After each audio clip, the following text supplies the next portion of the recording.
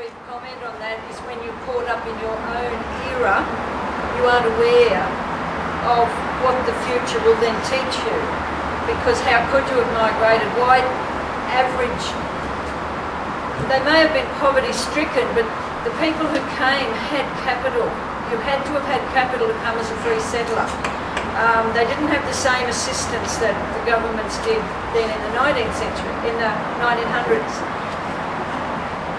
No way in the world would they have seen themselves as dispossessing the way we do now. They'd have seen themselves as creating and building and collecting some kind of birthright of freedom, you see, and it's the repercussions come back from history and hopefully teach us, but you can't always compensate to the victims of that misunderstandings.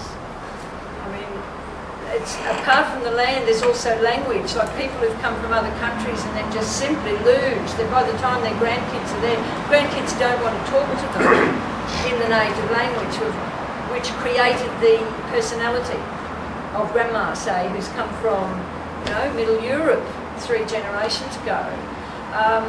That also is a loss, you see, so we don't know. We don't know what we're doing most of the time because of that. It's heart songs that drive us, and you throw yourselves into these things without any kind of concept. I'm happy to admit the things I'm guilty of, even in just, you know, this last 50 years.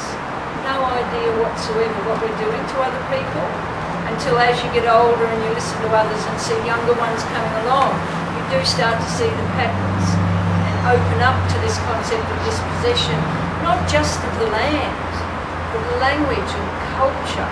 You know, the enormous abuse of a race of people, which our great-grandparents did, either wittingly